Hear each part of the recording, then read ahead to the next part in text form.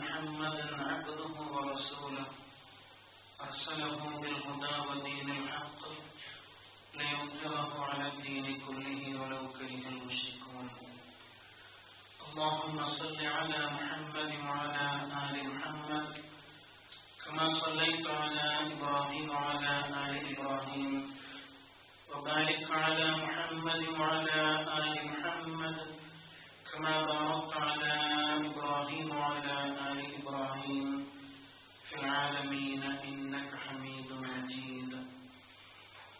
أما بعد فإن خير الحديث كلام الله وخير الهدي هدي محمد صلى الله عليه وسلم وشر الأمور محدثاتها وكل محدثة بدعة وكل بدعة ضلالة.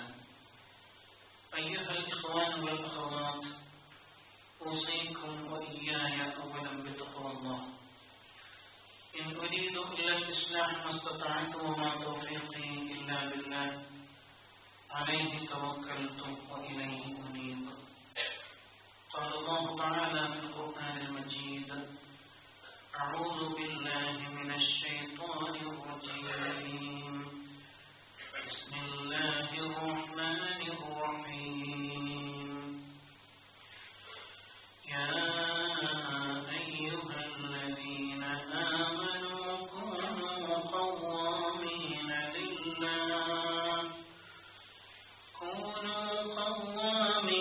لله شهداء بالقسط ولا يجرمنكم شنآن قوم على ألا تعدلوا اعدلوا هو أقرب للتقوى واتقوا الله إن الله خبير بما تعملون.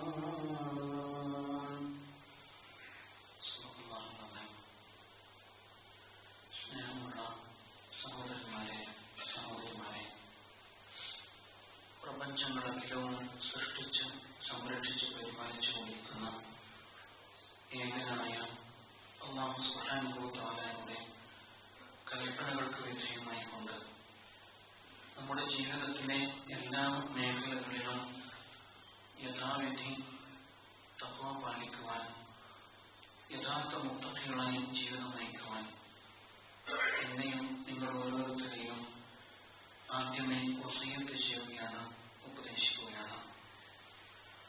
നമ്മുടെ ഇഹപര ജീവിത വിജയത്തിന്റെ മാനദണ്ഡം തഖ്വാബോധം മാത്രമാകുന്നു. അല്ലാഹു സുബ്ഹാനഹു വ തആല അവന്റെ മുത്തഖികളായ അടിമകളെ ഉൾപ്പെടുത്തി നമ്മെ അനുഗ്രഹിക്കുമാറാവട്ടെ. ലോകം നിലനിൽക്കുന്നത്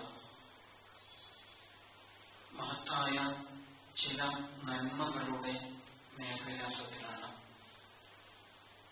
പരസ്പര വിശ്വാസം, സത്യസന്ധത, നീതിബോധം തുടങ്ങിയവ അതിൽ ഏറെ മുമ്പിൽ നിൽക്കുന്നതായിട്ട് നമുക്ക് കാണാം. വിശുദ്ധ ഖുർആൻ മനുഷ്യ സമൂഹത്തിന്റെ വിമോചനത്തിന് വേണ്ടി അവതരിച്ച നീതിയുടെ മഹത്തായ പ്രഖ്യാപനമായ ഖുർആൻ നിരന്തരം ഈ കാര്യങ്ങൾ ഉണർത്തിക്കൊണ്ടേയിരിക്കുന്നത് കാണാം. വിശ്വാസി സമൂഹത്തെ അഭിസംബോധന ചെയ്തുകൊണ്ട് കൂനൂ ഖവ്വാമീന ലില്ലാഹ്, നിങ്ങൾ അല്ലാഹുവിന്റെ മാർഗത്തിൽ നിലയുറപ്പിക്കണം. ശുഹദാഅ ബിൽ ഖിസ്ത്, നീതിയുടെ സാക്ഷികളായിക്കൊണ്ട് എന്ന് അല്ലാഹു സുബ്ഹാനഹു വ തആല ആഹ്വാനം ചെയ്യുന്നത് നമുക്ക് കാണാം. സൂറത്തുൽ മാഇദ 8-ാമത്തെ സൂക്തം. ഈ ആയത്ത് വളരെ അടിസ്ഥാനപരമായ ചില കാഴ്ചപ്പാടുകൾ നമ്മുടെ മുമ്പിൽ അവതരിപ്പിക്കുന്നുണ്ട്. അതിൽ ഒന്നാമത്തേത്, നിങ്ങൾ നിലകൊള്ളുന്നത് അല്ലാഹുവിന്റെ മാർഗത്തിലായിരിക്കണം എന്നതാണ്. അല്ലാഹുവിന്റെ നിലപാടുകൾ നടപ്പിലാക്കുവാൻ വേണ്ടിയാകണം, അല്ലാഹുവിന്റെ താല്പര്യങ്ങൾക്ക് വേണ്ടിയാകണം. അങ്ങനെ നിലകൊള്ളുമ്പോഴാണ് നിങ്ങൾക്ക് നീതിയുടെ സാക്ഷികളായി തീരാൻ കഴിയുക എന്ന് പടച്ചതമ്പുരാൻ ഒന്നാമതായി ഊന്നി പറയുന്നുണ്ട്. അല്ലാഹുവിലുള്ള വിശ്വാസത്തിന്റെ അടിത്തറയിൽ മാത്രമേ നീതിയുടെ വാഹകരായി തീരാൻ കഴിയുകയുള്ളൂ എന്നാണ് ഉണർത്തുന്നത്. തുടർന്ന് പടച്ചതമ്പുരാൻ പൊതുവെ മനുഷ്യനെ ബാധിക്കാനിടയുള്ള ചില ദൗർബല്യങ്ങളിലേക്ക് വിരൽ ചൂണ്ടുന്നു. വലാ യജ്രിമന്നകും ശനആനു ഖൗമിൻ, ഒരു ജനതയോടുള്ള വിദ്വേഷം നിങ്ങൾ ഒരിക്കലും പ്രേരിപ്പിക്കരുത്. അല്ലാ താഴ്ന്നിലോ, നീതി നിഷേധം നടപ്പിൽ വരുത്തുവാൻ വേണ്ടിയിട്ട് നിങ്ങളെ പ്രേരിപ്പിക്കരുത് എന്ന് പ്രത്യേകം ഒന്നാണ് ഉണർത്തുന്നുണ്ട്. എഴുതിലോ, നിങ്ങൾ നീതി നടപ്പിലാക്കുകയും അക്രമൊരു തത്വ, അതാണ് തത്വ ബോധത്തോട് ഏറ്റവും ചേർന്ന് നിൽക്കുന്നത്, അടുത്ത് നിൽക്കുന്നത്. വത്തഖുല്ലാ, നിങ്ങൾ അല്ലാഹുവിനെ സൂക്ഷിക്കണം. ഇന്നല്ലാഹ ഖബീറുൻ ബിമാ തഅമലൂൻ, നിങ്ങൾ പ്രവർത്തിക്കുന്നതിനെ കുറിച്ച് അവൻ സൂക്ഷ്മജ്ഞനാണ് എന്ന് അതോടൊപ്പം ചേർത്ത് പറയുന്നു. ഇവിടെ ദീനുൽ ഇസ്ലാമിന്റെ ചില അടിത്തറകൾ അല്ലാഹു സുബ്ഹാനഹു വ തആല നീതിബോധത്തോട് ചേർത്തുകൊണ്ട് വ്യാഖ്യാനിക്കുകയാണ്. ഒന്ന് ഈമാൻ, മറ്റൊന്ന് അല്ലാഹുവിന്റെ മാർഗത്തിൽ നിലയുറപ്പിക്കൽ, ഇനിയും ഒന്ന് നീതിയുടെ സാക്ഷികളായിട്ട് മാറണം എന്നുള്ളത്. അതേപോലെ തഖ്വാബോധം, അല്ലാഹു സുബ്ഹാനഹു വ തആല നിരന്തരം നിരീക്ഷിച്ചുകൊണ്ടേയിരിക്കുന്നുണ്ട് എന്ന വിശ്വാസവുമായി ഏറ്റവും അടുത്തു നിൽക്കുന്ന താക്കീത്. ഇത്തരം സുപ്രധാനമായ ചില വശങ്ങൾ ഈ ആയത്തിൽ അല്ലാഹു വിശദീകരിക്കുന്നത് കാണാം. കൂനൂ ഖവാമീന ലില്ലാഹ് ശുഹദാ ബിൽ ഖിസ്ത്, നീതിക്ക് സാക്ഷികളായിക്കൊണ്ട് നിങ്ങൾ അല്ലാഹുവിന്റെ മാർഗത്തിൽ നിലയുറപ്പിക്കുക. ഇതേ വാചകം തിരിച്ചും അല്ലാഹു പഠിപ്പിക്കുന്നുണ്ട്. കൂനൂ ഖവാമീന ബിൽ ഖിസ്ത് ശുഹദാ ലില്ലാഹ്, നിങ്ങൾ നീതിയുടെ ധ്വജവാഹകരായി മാറണം, നിങ്ങൾ നീതിയുടെ വക്താക്കളായി മാറണം. നിങ്ങൾ കേവലം നീതിക്ക് വിധേയരാക്കപ്പെടുന്ന അല്ലെങ്കിൽ അനീതി ചെയ്യപ്പെടുന്ന സാഹചര്യങ്ങളിൽ കേവലം അതിന് മൗനം പാലിച്ചുകൊണ്ട് സാക്ഷികളായി മാറുന്ന അവസ്ഥയല്ല ഉണ്ടാകേണ്ടത്. ഖവാമീന ബിൽ ഖിസ്ത്, നിങ്ങൾ നീതിയുടെ ധ്വജവാഹകരായി തീരണം എന്ന് തന്നെ പടച്ചതമ്പുരാൻ സൂറത്തുൻ നിസാഇൽ വളരെ ശക്തിയായിട്ട് ഓർമ്മപ്പെടുത്തുന്നുണ്ട്. എന്നിട്ട് നീതിയെ അല്ലാഹു വ്യാഖ്യാനിക്കുന്നത് അതൊരിക്കലും ഏതെങ്കിലും പക്ഷത്തിന് വേണ്ടി വാദിക്കുക എന്ന അർത്ഥത്തിലല്ല. എനിക്കെതിരിലാണ് നീതിയെങ്കിൽ ഞാൻ അതിനെതിരെ ശബ്ദിക്കും എന്നതും ഒരിക്കലും നീതിബോധമല്ല. അത് വർഗീയതയാണ് എന്നാണ് റസൂൽ സല്ലല്ലാഹു അലൈഹി വസല്ലം ഉണർത്തുന്നത്. ഒരുപക്ഷെ കുറ്റവാളി തന്റെ വംശത്തിൽപ്പെട്ടവനാണ്, തന്റെ കുടുംബത്തിൽ ഗോത്രത്തിൽപ്പെട്ടവനാണ്, അല്ലെങ്കിൽ തന്റെ സമുദായത്തിലെ അംഗമാണ് എന്നത് ഒരിക്കലും നിങ്ങൾ നീതിക്ക് വേണ്ടി വാദിക്കുന്നതിന്റെ മാനദണ്ഡമായി മാറരുത്.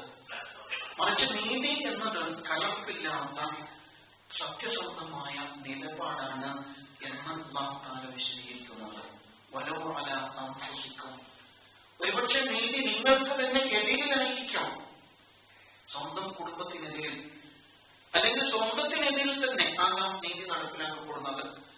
അവൻ വാലിദൈൻ അല്ലെങ്കിൽ നിങ്ങളുടെ മാതാപിതാക്കൾക്കെതിരിലാകാം, വൽ അഖ്റബീൻ അല്ലെങ്കിൽ ബന്ധുജനങ്ങൾക്കെതിരിലാകാം.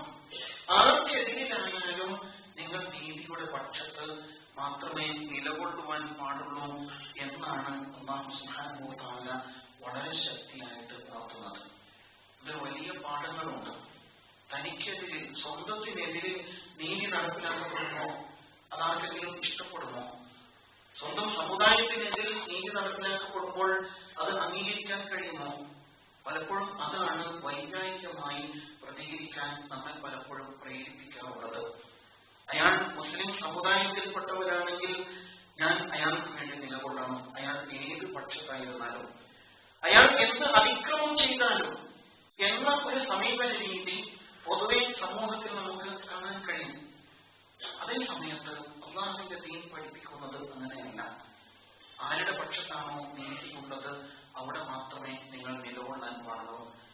കുറ്റവാളി ആരാണ് എന്നതല്ല, അയാൾ ചെയ്ത കുറ്റം എന്താണ് അത് പരിഗണിച്ചുകൊണ്ടായിരിക്കണം നിങ്ങൾ നിലപാടുകൾ സ്വീകരിക്കേണ്ടത് എന്ന് അല്ലാഹു സുബ്ഹാനഹു വ തആല വളരെ വ്യക്തമായി തന്നെ ഉണർത്തുന്നത് കാണാം. സൂറത്തുൽ നിസാഇൽ ഒരു പടയങ്കി മോഷണത്തിന്റെ പശ്ചാത്തലത്തിൽ അവതരിച്ച സൂക്തമുണ്ട്. നാം പലപ്പോഴും കേൾക്കാറുള്ളതാണ് ആ സംഭവം. അൻസാരിയായ ഒരു സഹാബി മറ്റൊരു അൻസാരിയുടെ പടയങ്കി മോഷ്ടിച്ച സംഭവമാണത്. അങ്ങനെ കുറ്റവാളി അന്വേഷിക്കപ്പെടുന്നു എന്ന് മനസ്സിലായപ്പോൾ അയാൾ ഈ പടയങ്കി ഒരു ജൂത സഹോദരന്റെ കയ്യിൽ ഏൽപ്പിച്ചു. സ്വാഭാവികമായും തൊണ്ടി മുതൽ കണ്ടെടുക്കപ്പെടുന്നത് ജൂതന്റെ കയ്യിൽ നിന്നാണ്. സാഹചര്യ തെളിവുകൾ അയാൾക്ക് പ്രതികൂലമായിരുന്നു. അതുകൊണ്ട് തന്നെ അയാളാണ് കുറ്റവാളി എന്ന് പ്രത്യക്ഷത്തിൽ കൽപ്പിക്കപ്പെടുന്ന സാഹചര്യമുണ്ടായി. റസൂലുള്ളാഹി സ്വല്ലല്ലാഹു അലൈഹി വസല്ലം യഥാർത്ഥ കുറ്റവാളി ആര് എന്ന് തിരിച്ചറിയുന്ന ഒരു ഘട്ടം ഉണ്ടായപ്പോൾ ആ അൻസാരിയായ സ്വഹാബിയുടെ ബന്ധുക്കൾ പ്രവാചകൻ സ്വല്ലല്ലാഹു അലൈഹി വസല്ലമയുടെ മുമ്പിൽ വന്ന് പറയുന്നുണ്ട്, പ്രവാചകരെ, ഒന്നുമില്ലെങ്കിൽ ഇയാൾ മുസ്ലിം സമുദായത്തിൽപ്പെട്ട ആളല്ലേ, അയാൾക്കെതിരിലാണോ താങ്കൾ വിധി കൽപ്പിക്കാൻ പോകുന്നത്? ആ സംശയകരമായ ഘട്ടത്തിൽ റസൂൽ സ്വല്ലല്ലാഹു അലൈഹി വസല്ലം ജൂതന് എതിരായിട്ട് വിധി കൽപ്പിക്കും എന്നായപ്പോൾ ആ ഘട്ടത്തിലാണ് അല്ലാഹു സുബ്ഹാനഹു വ തആല വിശുദ്ധ ഖുർആനിലൂടെ ഇടപെടുന്നത്. ഈ വേദഗ്രന്ഥം താങ്കൾക്ക് അവതരിപ്പിച്ചിരിക്കുന്നത് നാം അവതരിപ്പിച്ചത് സത്യസന്ധമായി ജനങ്ങൾക്കിടയിൽ വിധി കൽപ്പിക്കുവാൻ വേണ്ടിയാണ്. അതുകൊണ്ട് താങ്കൾ വഞ്ചകന്മാർക്ക് വേണ്ടി വാദിക്കുന്നവനാകരുത് എന്ന് അല്ലാഹു സുബ്ഹാനഹു വ തആല ഇടപെട്ടു. അങ്ങനെ മുസ്ലിം സമുദായത്തിൽപ്പെട്ട ഒരു അംഗത്തിനെതിരായി തന്നെ വിധി കൽപ്പിക്കപ്പെട്ടു എന്ന് ചരിത്രത്തിൽ നാം പഠിക്കുന്നുണ്ട്. അത് ഒറ്റപ്പെട്ട ഒരു സംഭവമായല്ല നാം ഗണിക്കേണ്ടത്. മറിച്ച് എന്നും ഏത് കാലഘട്ടത്തിലും വിധി കൽപ്പിക്കപ്പെടുമ്പോൾ അവിടെ സത്യത്തിന് മാത്രമാണ് പ്രസക്തിയുള്ളത്.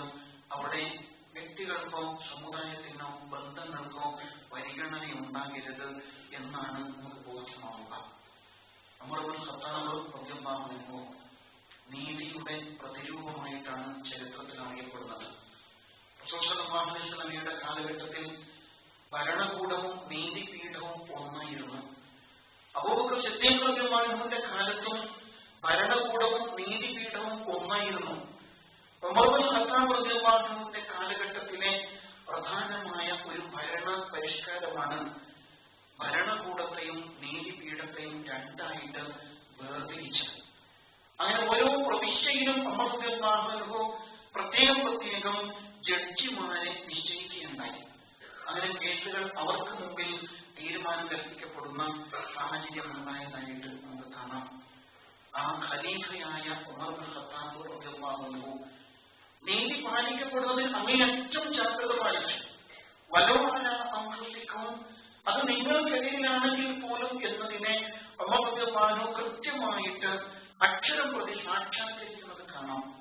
ഒരിക്കൽ ഉമർ റളിയല്ലാഹു അൻഹു ഒരാളിൽ നിന്ന് ഒരു കുതിരയെ വിലക്ക് വാങ്ങിക്കാൻ തീരുമാനിച്ചു. അങ്ങനെ കുതിരപ്പുറത്ത് കയറിയിട്ട് സവാരി നടത്തിയപ്പോൾ അതിനിടയിൽ കുതിരയുടെ കാല് ഒടിഞ്ഞുപോയി. ഉമർ റളിയല്ലാഹു അൻഹു ആ കച്ചവടക്കാരനോട് പറഞ്ഞു, എനിക്ക് കുതിരയെ വേണ്ട, ഒടിഞ്ഞു പോകുന്ന കാലുള്ള കുതിര എന്തിനാണ്, അതുകൊണ്ട് ഞാൻ കുതിരയെ സ്വീകരിക്കില്ല. അദ്ദേഹം പറഞ്ഞു, ഞാൻ താങ്കൾക്ക് കുതിരയെ നൽകുമ്പോൾ ആ കുതിരയ്ക്ക് ഒരു തകരാറില്ലായിരുന്നു, അതുകൊണ്ട് ഞാൻ തന്ന കുതിരയെ അതേപോലെ എനിക്ക് തിരിച്ചു കിട്ടണം.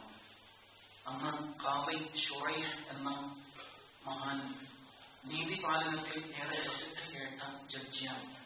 അദ്ദേഹത്തിന്റെ മുമ്പിൽ വിഷയം അവതരിക്കപ്പെട്ടു.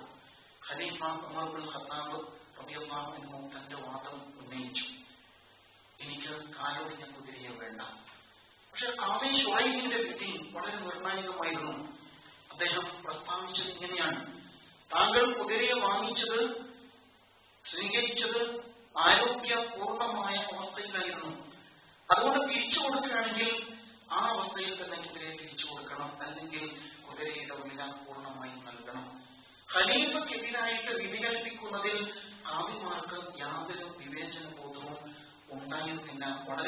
കൃത്യമായി നീതി പാലിക്കുക എന്നത് മാത്രമായിരുന്നു അവിടെ അവർ മാനദണ്ഡമായി സ്വീകരിച്ചത് എന്ന് നമുക്ക് കാണാൻ കഴിയുന്നുണ്ട്. ഈ ഒരു നിലപാട് അല്ലാഹുവിന്റെ ദീൻ എന്നും പുലർത്തിപ്പോകുന്നതായിട്ട് വളരെ കൃത്യമായി നടപ്പിൽ വരുത്തിയതായിട്ട് ചരിത്രത്തിൽ നാം ഒട്ടേറെ സംഭവങ്ങളിൽ പഠിക്കുന്നുണ്ട്. ഒരു മഖ്സൂം ഗോത്രത്തിലെ സ്ത്രീ മോഷണം നടത്തിയപ്പോൾ പ്രവാചകന്റെ വളർത്തുപുത്രന്റെ പുത്രൻ ഉസാമ റളിയല്ലാഹു അൻഹു അവർക്ക് വേണ്ടിയിട്ട് പ്രവാചകന്റെ മുമ്പിൽ വാദിക്കുവാൻ വേണ്ടി രംഗത്ത് വന്ന സാഹചര്യത്തിൽ റസൂൽ സ്വല്ലല്ലാഹു അലൈഹി വസല്ലം എടുത്തു പറയുന്നുണ്ടല്ലോ, നിങ്ങൾക്ക് മുമ്പ് കഴിഞ്ഞു പോയ സമൂഹം പലപ്പോഴും അതിക്രമങ്ങളിൽ ചെന്നുപെട്ടത് അവരവർക്ക് വേണ്ടിയിട്ട് പക്ഷപാതികളായി വാദിച്ചത് നിമിത്തമാണ്. അതുകൊണ്ട് അത്തരത്തിൽ എനിക്ക് മുമ്പിൽ നിങ്ങൾ ഒരു കാരണവശാലും വാദിക്കുവാൻ വേണ്ടി പക്ഷം ചേരാൻ വേണ്ടി രംഗത്ത് വരരുത് എന്ന് പറഞ്ഞത് കാണാം. നിങ്ങൾക്ക് ഉണർത്തുകയുണ്ടായി,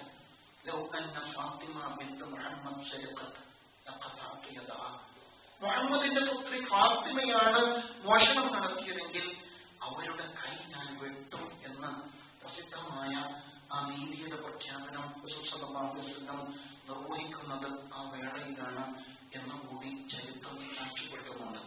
അതുകൊണ്ട് തന്നെ നീതിയുടെ പക്ഷം പുലരേണ്ടതുണ്ട്, നിലനിൽക്കേണ്ടതുണ്ട് എന്നത് അല്ലാഹുവിന്റെ ദീനിന്റെ താല്പര്യമാണ് എന്ന് നാം തിരിച്ചറിയേണ്ടിയിരിക്കുന്നു.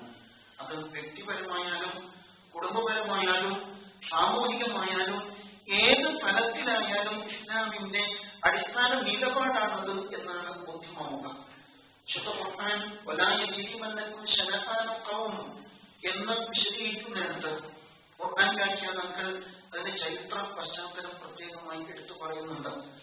മക്കയിലെ മസ്ജിദുൽ ഹറാം വിശ്വാസികൾക്ക് തടയപ്പെടുകയുണ്ടായി. ഹുദൈബിയ സന്ധിയെ തുടർന്ന് അവർ മദീനയിലേക്ക് തിരിച്ചു വന്ന സംഭവമുണ്ട്. അതിനുശേഷം മദീന വഴി മക്കയിലേക്ക് മസ്ജിദുൽ ഹറാമിനെ ലക്ഷ്യമാക്കിക്കൊണ്ട് മുശ്രിക്കുകൾ യാത്ര ചെയ്യുമ്പോൾ അവരെ തടയാൻ വേണ്ടിയിട്ട് മുസ്ലിങ്ങൾ പദ്ധതിയിടുന്ന ഒരു സാഹചര്യമുണ്ടായി.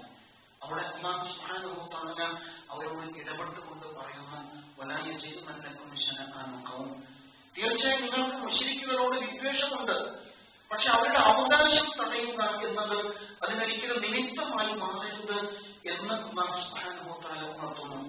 അല്ലാഹുവിന്റെ ഭവനം സന്ദർശിക്കുക എന്ന ലക്ഷ്യം മുൻനിർത്തിയിട്ട് അവർ പുറപ്പെടുമ്പോൾ നേരത്തെ നിങ്ങൾ തടയപ്പെട്ടിരിക്കുന്നു, അതുകൊണ്ട് ഞങ്ങൾ അവരെയും തടയും എന്നത് ഒരിക്കലും ന്യായമായി കാണരുത് എന്ന് അതിന്റെ വ്യാഖ്യാനം നൽകപ്പെട്ടതായിട്ട് ചരിത്രത്തിൽ നമുക്ക് കാണാൻ കഴിയുന്നുണ്ട്. തീർച്ചയായും നീതി പുലരാനുള്ളത് തന്നെയാണ്. പക്ഷെ അത് പക്ഷപാതപരമാകുമ്പോൾ തീർച്ചയായും ഗുരുതരമായ പ്രത്യാഘാതങ്ങളാണ് അത് മുഖേന സംഭവിക്കുക എന്നതും നാം തിരിച്ചറിയേണ്ടതുണ്ട്. നീതിയുടെ വാഹകരായി തീരുക, നീതിയുടെ വക്താക്കളായി മാറുക എന്ന് വിശുദ്ധ ഖുർആൻ നമ്മെ പഠിപ്പിക്കുമ്പോൾ തീർച്ചയായും അത് വളരെ കരുത്തുറ്റ ഒരു പ്രയോഗമാണ് എന്ന് നാം മനസ്സിലാക്കേണ്ടി വരും. നീതി നടപ്പിലാക്കേണ്ടത് ന്യായാധിപന്മാരാണ്. ന്യായാധിപ സമൂഹം സ്വാഭാവികമായും ഭരണകൂടവുമായി ബന്ധപ്പെട്ടാണ് നിലകൊള്ളുക എന്നതാണ് പൊതുവെയുള്ള അവസ്ഥ.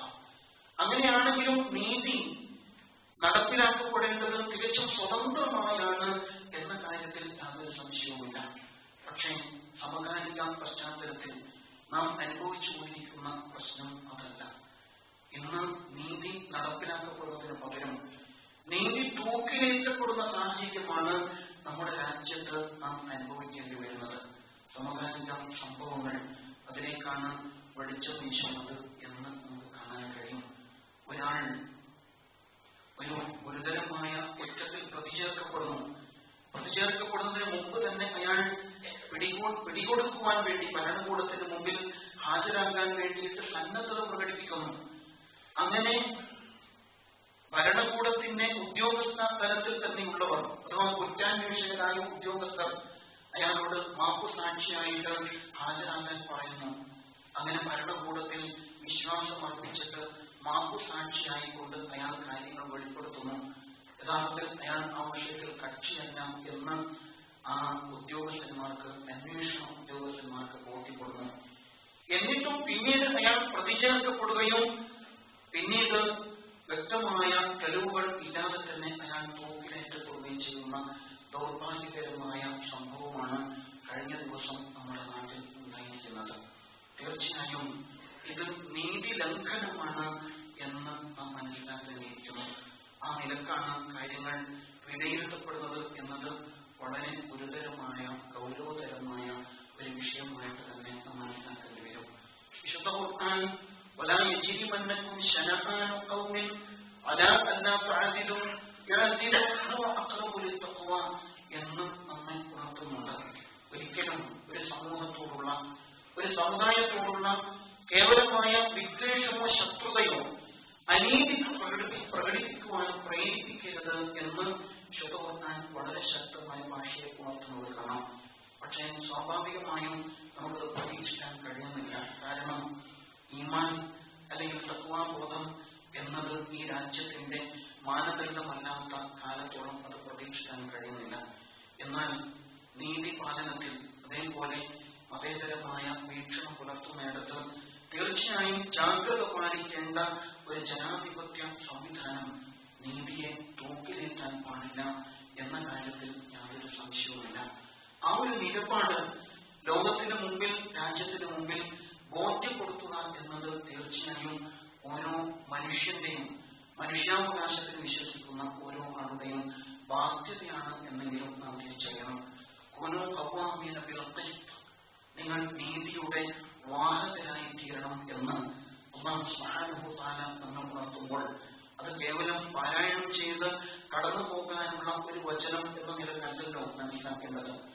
അല്ലെങ്കിൽ ഏതോ ഒരു കാലഘട്ടത്തിൽ നടപ്പിലാക്കപ്പെട്ട ഒരു നീതിയെക്കുറിച്ചുള്ള ചരിത്രപരമായ ഒരു കഥ എന്ന അർത്ഥത്തിലുമല്ല നാം അതിനെ കാണേണ്ടത്. മറിച്ച് അതിനൊക്കെ അപ്പുറത്ത് നാം ജീവിക്കുന്ന ചുറ്റുപാടിൽ സത്യത്തിന്റെ വാഹകരായിട്ട് നീതിയുടെ വാഹകരായിട്ട് നിലകൊള്ളുക എന്നത് തീർച്ചയായും ഈ രാജ്യത്തെ പൗരന്മാർ എന്ന നിലക്ക് നമ്മുടെ അവകാശമാണ് എന്ന് തന്നെ നാം മനസ്സിലാക്കേണ്ടിയിരിക്കുന്നു.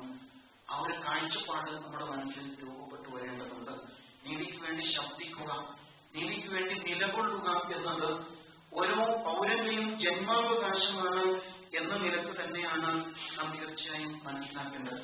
ഇസ്ലാമിക ചരിത്രത്തിലെ സംഭവങ്ങൾ അത് ആ കാലഘട്ടത്തിലുണ്ടായ ഒരു പ്രത്യേക പശ്ചാത്തലത്തിൽ സംഭവിച്ചു പോയ ചില കാര്യങ്ങൾ എന്ന നിലക്കല്ലല്ലോ നാം ഉൾക്കൊള്ളേണ്ടത്. വിശുദ്ധ ഖുർആൻ അന്ന് വിശ്വാസികൾ പാരായണം ചെയ്യുകയും നടപ്പിൽ വരുത്തുകയും അതിന്റെ ആശയങ്ങൾ ഉൾക്കൊള്ളാൻ ശ്രമിക്കുകയും ചെയ്തിട്ടുണ്ടെങ്കിൽ ഇന്നത്തെ കാലത്ത് അതിന്റെ വക്താക്കളായി മാറേണ്ടവരാണ് നാം. ആ കാഴ്ചപ്പാടിൽ സമൂഹ മധ്യത്തിൽ സത്യം വിളിച്ചു പറയാനുള്ള ആത്മധൈര്യം പ്രകടിപ്പിക്കുക എന്നത് തീർച്ചയായും നമ്മുടെ ബാധ്യതയാണ് എന്നതാണ് പറഞ്ഞു വരുന്നതിന്റെ ചുരുക്കം. സംഭവങ്ങളുടെ പശ്ചാത്തലം നമ്മുടെ മുമ്പിലുണ്ട്. നീതി നിഷേധത്തിന്റെ നിരന്തരമായ ആവർത്തനങ്ങൾ നമ്മുടെ നാട്ടിൽ സംഭവിച്ചുകൊണ്ടേയിരുന്നു. 1992 ബാബരി മസ്ജിദ് എന്ന ഇന്ത്യൻ ജനാധിപത്യത്തിന്റെ മതേതരത്വത്തിന്റെ താഴികക്കുളം തകർക്കപ്പെട്ട സംഭവം നമ്മുടെ മുമ്പിലുണ്ട്. അതിനെ തുടർന്ന് ബോംബെയിൽ കലാപം അരങ്ങേറുകയുണ്ടായി. 1000-ഓളം നിരപരാധികൾ വധിക്കപ്പെട്ട സംഭവമായിരുന്നു അത്. പിന്നീട് അതിനെ തുടർന്നാണ് ബോംബെയിൽ സ്ഫോടനം നടക്കുന്നത് എന്ന് നമുക്കറിയാം. അതിലും 250-ലേറെ ആളുകൾ വധിക്കപ്പെട്ട പശ്ചാത്തലമുണ്ടായി. പക്ഷേ അതോടൊപ്പം നാം മനസ്സിലാക്കേണ്ട ഒരു കാര്യം എന്തുകൊണ്ട് ഇത്തരത്തിലുള്ള സംഭവങ്ങൾ ഉണ്ടായിക്കൊണ്ടിരിക്കുന്നു എന്നുള്ളതാണ്. എന്തുകൊണ്ടാണ് സംഭവിക്കുന്നത്? തീർച്ചയായും നമ്മുടെ രാജ്യത്തിന്റെ നീതിപീഠത്തിൽ പൗരന്മാർക്ക് വിശ്വാസം അർപ്പിക്കാൻ സാധിക്കേണ്ടതുണ്ട്. വിശ്വാസം നഷ്ടപ്പെടുമ്പോൾ സ്വാഭാവികമായും പലതരത്തിലുള്ള പ്രതികരണങ്ങൾ ഉണ്ടാവും എന്ന് പൊതുവെ വിലയിരുത്തപ്പെടുന്നു. അതാണ് പൊതുവെ സംഭവിക്കുന്നത്. പലതരത്തിലുള്ള സംഭവങ്ങൾ അതിനെ തുടർന്ന് നമ്മുടെ നാട്ടിലുണ്ടായിട്ടുണ്ട്. ഗുജറാത്ത് കലാപമുണ്ടായി, അജ്മീർ സംഭവം സ്ഫോടനമുണ്ടായി, മാലേഗാവ് സംജോത തുടങ്ങിയിട്ട് പല സംഭവങ്ങളും അതിനെ തുടർന്നുണ്ടായി.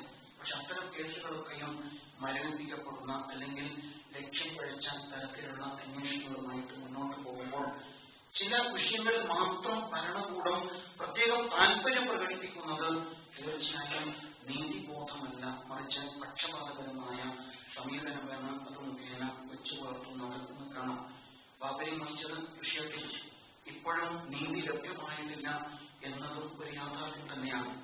അപ്പൊ ഇങ്ങനെ സംഭവ പരമ്പരകൾ തുടർന്നുകൊണ്ടിരിക്കുമ്പോൾ നീതിയുടെ പക്ഷത്ത് നിലകൊള്ളുക എന്നത്, അതിനുവേണ്ടി ശബ്ദിക്കുവാൻ സാധിക്കുക എന്നത് തീർച്ചയായും പൗരന്മാരുടെ ജന്മാവകാശമാണ് എന്ന് തന്നെ നാം മനസ്സിലാക്കേണ്ടതുണ്ട്.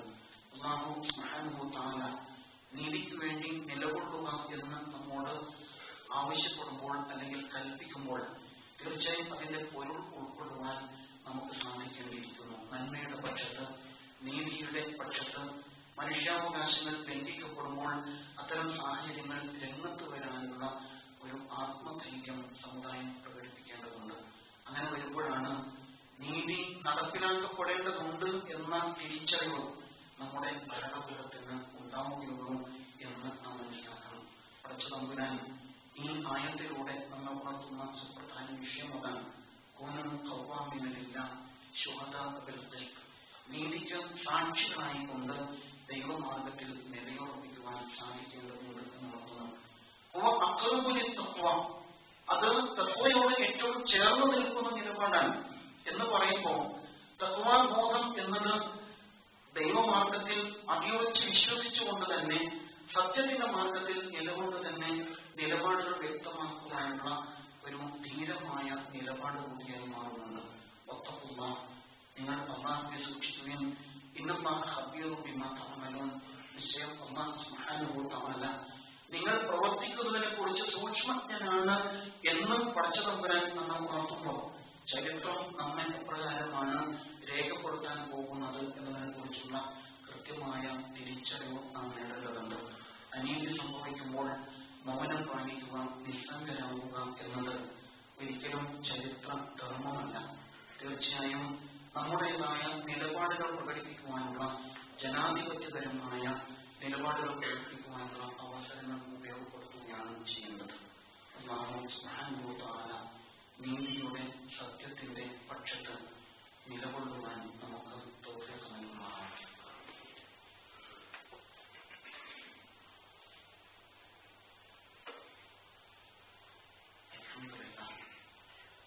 അൽഹംദുലില്ലാഹി അല്ലദീ ഹദാനാ ലിഹാദാ വമാ കുന്നാ ലിനഹ്തദിയ ലൗലാ അൻ ഹദാനല്ലാഹ്.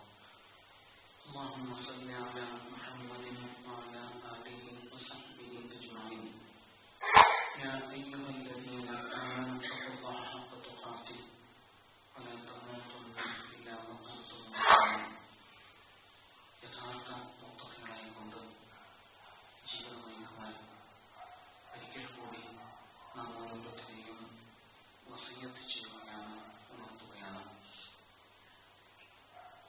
നമ്മുടെ ചുറ്റുപാട് അത്ര ശുഭകരമായ വാർത്തകളല്ല നമുക്ക് ഇപ്പോൾ നൽകിക്കൊണ്ടിരിക്കുന്നത്. പ്രവാചകൻ സ്വല്ലല്ലാഹു അലൈഹി വസല്ലം കാലഘട്ടത്തെ പലതരത്തിൽ വിശദീകരിക്കുന്നുണ്ട്. അതിൽ ഒരു സാഹചര്യം, ഒരു വിശ്വാസി തന്റെ വിശ്വാസത്തെ കയ്യിൽ പിടിച്ച തീക്കനൽ അങ്ങേയറ്റം അസഹ്യമായ സാഹചര്യത്തിൽ കൊണ്ടു നടക്കേണ്ടി വരുന്നതിനെ കുറിച്ച് പ്രവാചകൻ സ്വല്ലല്ലാഹു അലൈഹി വസല്ലം ഓർമ്മപ്പെടുത്തുന്നത് നമുക്ക് കാണാം. കഴിഞ്ഞ ആഴ്ചയിൽ നമ്മുടെ നാട്ടിൽ ചർച്ച ചെയ്യപ്പെട്ടിരുന്നത് ശിരോവസ്ത്രമായിരുന്നു. വസ്ത്രധാരണം എന്നത് ഓരോ മനുഷ്യന്റെയും മൗലികാവകാശമാണ്. അത് വിശ്വാസവും സംസ്കാരവും ഒക്കെയായി ഏറെ ബന്ധപ്പെട്ട് നിൽക്കുന്നതാണ് എന്ന് നമുക്കറിയാം. പക്ഷേ ശിരോവസ്ത്രം എന്നത് ഗുരുതരമായ ഒരു പ്രശ്നമായി വ്യാഖ്യാനിക്കപ്പെടുന്നതാണ് നമുക്ക് കാണാൻ കഴിഞ്ഞത്. 3 മണിക്കൂർ നേരം തലയിലെ തട്ടം അഴിച്ചു വെച്ചാൽ തകർന്നു പോകുന്നതാണോ വിശ്വാസം എന്ന നീതിപീഠമാണ് നമുക്ക് മുമ്പിൽ ചോദ്യം ഉന്നയിച്ചത്. അത് ഗുരുതരമായ ഒരു സാഹചര്യമാണ് തീർച്ചയായും നമുക്ക് മുമ്പിൽ വെളിപ്പെടുത്തുന്നത് എന്ന് കാണാം. എന്നാൽ അതിനേക്കാളും വേദനയേറിയ മറ്റു ചില സാഹചര്യങ്ങൾ കൂടി ഉണ്ടായി. ഒരു കന്യാസ്ത്രീ അന്ന് പരീക്ഷ എഴുതാതെ ഇറങ്ങിപ്പോയി. അവര് പറഞ്ഞത്, എനിക്ക് എന്റെ സഭാ മേധാവികളോട് ചോദിക്കണം എന്നിട്ടേ പറ്റുള്ളൂ എന്നായിരുന്നു. അതൊരു നിലപാടാണ്. നമ്മുടെ മക്കളോ അവർ തട്ടമഴിച്ച് തൽക്കാലം ഈ പരീക്ഷ നടക്കട്ടെ, മറ്റു പരീക്ഷകൾ പിന്നെ നോക്കാം എന്ന നിലപാടിലാണ് എത്തിച്ചേർന്നത്. ഒരു നിലപാട് സ്വീകരിക്കുന്നിടത്ത് നമ്മുടെ മക്കൾക്ക് എന്തുകൊണ്ടാണ് ഒരു കൃത്യമായ ഒരു കാഴ്ചപ്പാട് ഇല്ലാതെ പോകുന്നത് എന്നതൊരു പ്രധാന വിഷയമാണ്. അതൊരു പ്രായോഗിക സമീപനമാണ് എന്ന് വേണമെങ്കിൽ നമുക്ക് പറയാം. അതേ സമയത്ത് വിശ്വാസവും സംസ്കാരവുമായി ബന്ധപ്പെട്ട ഒരു നിലപാടിൽ എന്തായിരിക്കണം തന്റെ കാഴ്ചപ്പാട് എന്നത് വളരെ പ്രധാനമല്ലേ. നമ്മുടെ മക്കൾക്ക് നാം നൽകുന്ന അറിവ് തിരിച്ചറിവ് ആയി മാറുന്നില്ല എന്ന് തോന്നിപ്പോകുന്ന ഇത്തരം അനുഭവങ്ങൾ ഉണ്ടാകുമ്പോൾ സ്വാഭാവികമായും ഈ വിഷയത്തിൽ ഇത്തരത്തിലുള്ള കാര്യങ്ങളിൽ ഇസ്ലാമികമായ നിലപാടുകൾ സ്വീകരിക്കാൻ നമുക്ക് സാധിക്കേണ്ടിയിരിക്കുന്നു. അതേപോലെ പലതരത്തിലുള്ള വിഷയങ്ങളും മുമ്പിൽ വന്നുകൊണ്ടേയിരിക്കുന്നുണ്ട്. ഒരു പൗരന്റെ സ്വകാര്യത എന്നത് മൗലികാവകാശമല്ല എന്നാണ് ഭരണകൂടം കോടതിയെ ബോധ്യപ്പെടുത്താൻ ശ്രമിക്കുന്നത്. സ്വകാര്യത എന്നത് മൗലികാവകാശമല്ല. ഒരാളുടെ സ്വകാര്യതയിലേക്ക് ഏത് വിധേനയും അധികാര കേന്ദ്രത്തിന് കടന്നു കയറുവാൻ അനുവാദമുണ്ട് എന്ന് കോടതിക്ക് മുമ്പിൽ ഭരണകൂടം ബോധ്യപ്പെടുത്താൻ ശ്രമിച്ചത് നിങ്ങൾ ശ്രദ്ധിച്ചിരിക്കും. ഇത്തരത്തിലുള്ള ചില നിലപാടുകൾ സ്വാഭാവികമായും നമ്മുടെ വിശ്വാസ ബോധത്തെ ബാധിക്കുന്നതാണ് എന്ന് നാം തിരിച്ചറിയണം. മുന്നോട്ട് പോകുന്തോറും ഒരുപക്ഷെ കൂടുതൽ പ്രയാസകരമായ സാഹചര്യങ്ങൾ ഉണ്ടായിരിക്കാം. ഇരട്ട നീതി എന്നാണല്ലോ ഇന്ന് പത്രങ്ങളൊക്കെ എഴുതിയിരിക്കുന്നത്. ഇത് ഇരട്ട നീതിയാണ്. പൊതുപ്രവർത്തകർ തന്നെ വിലയിരുത്തുന്നു. കോടതികളിൽ മുസ്ലിങ്ങൾക്ക് നീതി ലഭിക്കാത്ത സാഹചര്യത്തിലേക്ക് വിഷയങ്ങൾ മുന്നോട്ട് പോകുന്നു എന്ന് വ്യാഖ്യാനിക്കപ്പെടുന്നത് കണ്ടു. സാധാരണഗതിയിൽ ഉറക്കമൊഴിച്ച് ജീവൻ രക്ഷിക്കാൻ വേണ്ടി പാടുപെടുന്ന സംഭവങ്ങൾ ഉണ്ടാകാറുണ്ട്. എന്നാൽ ഉറക്കമൊഴിച്ച് എങ്ങനെ ഒരു ജീവൻ ഇല്ലാതെയാക്കാം എന്നതിന് വേണ്ടിയായിരുന്നു കഴിഞ്ഞ നാളിൽ നമ്മുടെ ഭരണകൂടവും കോടതിയും ഒന്നിച്ച് ശ്രമിച്ചത് എന്നത് തീർച്ചയായും നമ്മെ പ്രയാസപ്പെടുന്ന ഒരു കാര്യമാണ്. നീതി ലഭിക്കേണ്ടതുണ്ട്. കേവലമായ പക്ഷം ചേരലല്ല, മറിച്ച് നീതി നടപ്പിലാക്കപ്പെടേണ്ടതുണ്ട് എന്നത് തീർച്ചയായും പൗരബോധത്തിന്റെ അവകാശബോധത്തിന്റെ വളരെ സുപ്രധാനമായ ഒരു വിഷയമാണ്.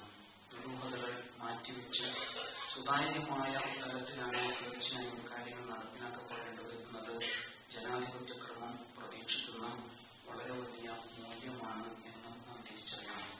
നന്മയുടെ മാർഗത്തിൽ സത്യത്തിന്റെ വഴി മുന്നോട്ട് പോകുമ്പോൾ സ്വാഭാവികമായും പ്രതിസന്ധികൾ ഉണ്ടാകും. ഇതൊരിക്കലും നാം എന്തോ ഒരു അപകടത്തെ അഭിമുഖീകരിക്കുന്നു എന്ന അർത്ഥത്തിൽ വീരുകളാൻ വേണ്ടിയല്ല, മറിച്ച് വിശുദ്ധ റമദാനിൽ നിരന്തരമായ വിവാദത്തുകളിലൂടെ അല്ലാഹുവിന്റെ മുമ്പിൽ പരിപൂർണമായ അടിമത്വം പ്രഖ്യാപിച്ചതിലൂടെ നാം നേടിയെടുത്ത ഈമാനിക ബോധം അത് മുൻനിർത്തി മുന്നോട്ട് പോകുവാൻ വേണ്ടിയുള്ള ഒരു അവസരമായിട്ട് തന്നെയാണ് ഇത്തരം സാഹചര്യങ്ങളെ നാം മനസ്സിലാക്കേണ്ടതും വിലയിരുത്തേണ്ടതും.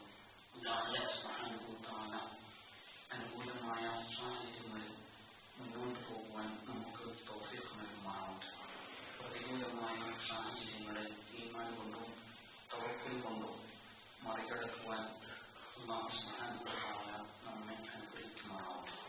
പടച്ചവനെ, നിന്റെ ദീനിന്റെ മാർഗത്തിൽ അടിയുറച്ച് നിലകൊള്ളുവാൻ, ഈ ദീനിന്റെ വാഹകരും വക്താക്കളുമായി തീരുവാൻ, ഈ ദീനിനെ ജനമധ്യത്തിൽ പ്രതിനിധീകരിക്കുന്നവരായി തീരുവാൻ ഞങ്ങൾക്ക് നീ തൗഫീഖ് നൽകണമെന്നാണ്. പടച്ചവനെ, നീതി പുലരുന്ന ഒരു നാളെ നൽകി ഞങ്ങളെ നീ അനുഗ്രഹിക്കണമെന്നേ. പടച്ചവനെ, ഒരു കാരണവശാലും ഒരു ഭീകരതയും അനാവശ്യമായി ശിക്ഷിക്കപ്പെടാൻ പാടില്ല. ഒരു മനുഷ്യജീവൻ അന്യായമായിട്ട് പൊലിയുന്നത് മുഴുവൻ മനുഷ്യജീവനെയും വധിക്കുന്നതിന് തുല്യമാണ് എന്ന വിശുദ്ധ ഖുർആനിന്റെ അധ്യാപനം മുൻനിർത്തി നീതിയുടെ പക്ഷത്ത് നിലകൊള്ളുവാനും പ്രവർത്തിക്കുവാനും ഞങ്ങൾക്ക് നീ തൗഫീഖ് നൽകണമെന്നാണ്. പഠിച്ചവനെ, ഈ നാടിന്റെ ജനാധിപത്യ മതേതര പശ്ചാത്തലം നിലനിർത്തിക്കൊണ്ട് നന്മയുടെ വഴിയിൽ മുന്നേറുവാൻ ഞങ്ങൾക്ക് നീ തൗഫീഖ് നൽകണമെന്നാണ്. പഠിച്ചവനെ, പരസ്പര സൗഹാർദ്ദവും സഹവർത്തിത്വവും നിലനിർത്തിക്കൊണ്ട് മുന്നോട്ട് പോകുവാൻ ഞങ്ങളെ നീ അനുഗ്രഹിക്കണമെന്നാണ്. എല്ലാവിധ പരീക്ഷണങ്ങളിൽ നിന്നും ഞങ്ങളെ നീ കാത്തു രക്ഷിക്കണമെന്നേ. രോഗങ്ങളിൽ നിന്ന്, മാനസികമായ അസ്വസ്ഥതകളിൽ നിന്ന്, സാമ്പത്തിക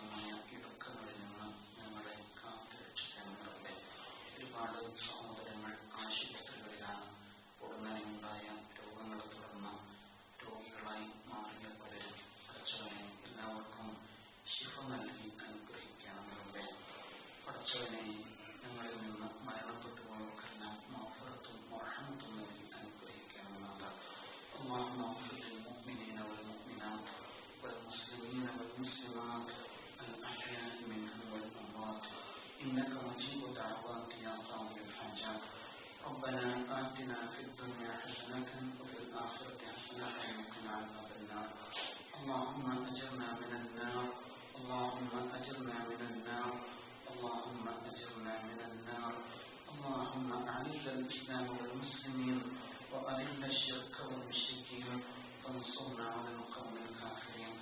ربنا اغفر لنا ولإخواننا الذين سبقونا بالإيمان ولا تجعل في قلوبنا غلا للذين آمنوا